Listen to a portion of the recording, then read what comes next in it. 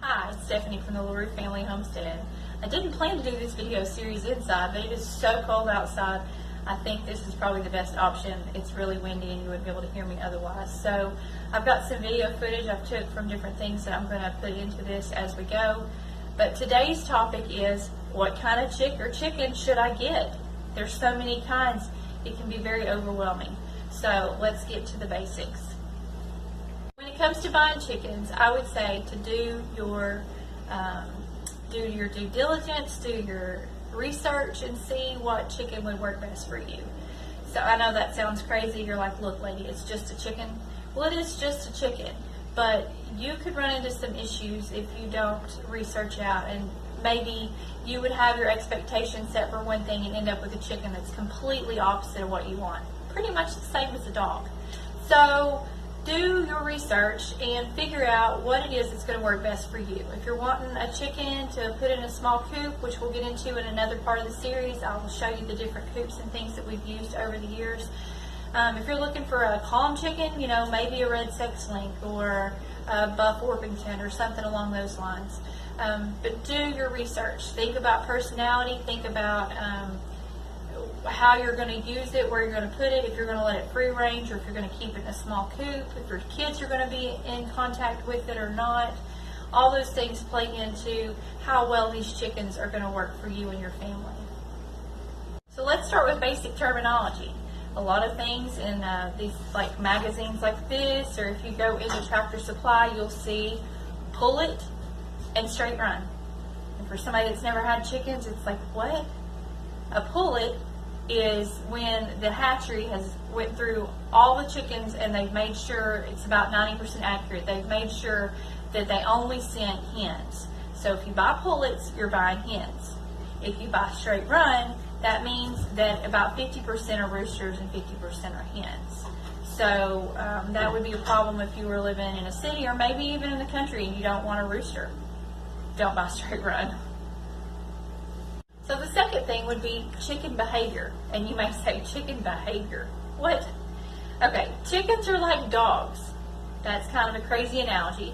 But just like breeds of dogs have different personalities, and say a terrier's a little more hyper, and you've got your little lap dogs like a Lhasa Apso or a poodle, and then you've got like a German Shepherd that's a guardian. Chickens are the same. They have personalities. And different traits that you get with different chickens. You'll have some that are more calm versus some that aren't. So that's the second thing that I would say is important, is what kind of chicken do you want? Are you wanting a chicken that you can go in and sit in your coop and pet it like you would a regular pet? Or are you wanting something that gets out and free ranges and doesn't get picked up by a hawk? So that would be, I guess, my second point, is know the personality of the chicken you want. Okay, so another option or another way that you can study out and see and do your research and your due diligence on chickens would be to send off for a couple of these hatcheries. This one is Cackle Hatchery, and this one is Hoover. There's Murray McMurray. There's several different hatcheries. So in these, and I'll put a clip in where I'll show you a little bit closer, it talks about each breed of chicken that hatchery has. It discusses how big the chicken gets, what color eggs it lay, just some basic information, how many eggs a year that you'll get from that chicken. So that would be another thing you would need to decide. This is a black Jersey Giant, which is a chicken that we have here, and it tells you how big the chickens will get, how many eggs per year they will lay, just some basic information about them. Obviously the prices too, but this just gives you an idea if this is a chicken that will work on your farm or if this is something you're interested in without investing any money. Okay, so I'm going to put a link in the description of some charts I found. I'm also going to put them in an article on our website, which is www.thelarufamilyhomestead.com. And those are charts that are going to be very helpful in putting all this information together for you.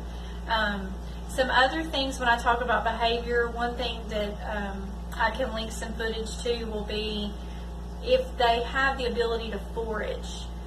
We free range our chickens now, and so they are out in the woods, they're out in the fields, and they forage. They have to have some sense of predator awareness to be able to do that safely. And I guess the only other thing I could think of in that same realm would be the color of the chicken.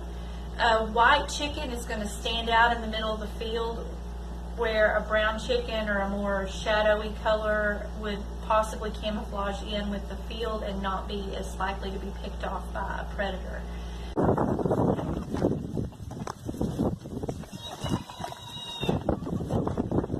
Is broodiness, and if you're new to chickens, you're like, what's broody?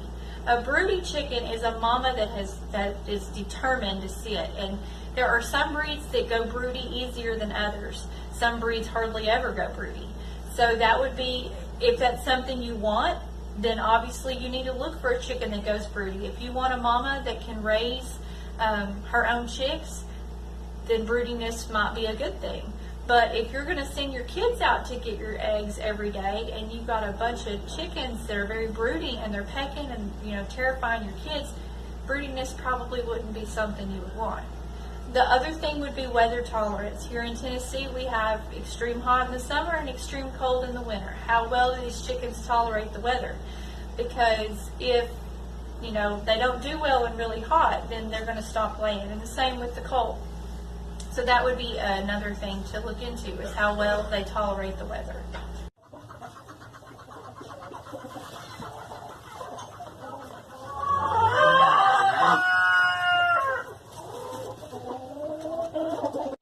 If you like this video and you got some good information out of it, I'm going to continue and do this series and do a little bit more in depth on different things like shelters and fencing, just some basic information on how to keep chickens or how to raise chickens, how to pick a hen if you decide maybe you don't want chicks and you think that maybe you just go buy a few laying hens. There are some things to look for when you buy a laying hen. I'm even going to get into how to clip wings, because that's something that we do here. We clip their wings so they can't fly over fences. So if you like those things and you think they would be helpful for you where you're at today or on your farm, then like this video and subscribe to our channel. If you need more information about what I've just went over, I will be putting an article up on our website at www.thelaruefamilyhomestead.com. See you later.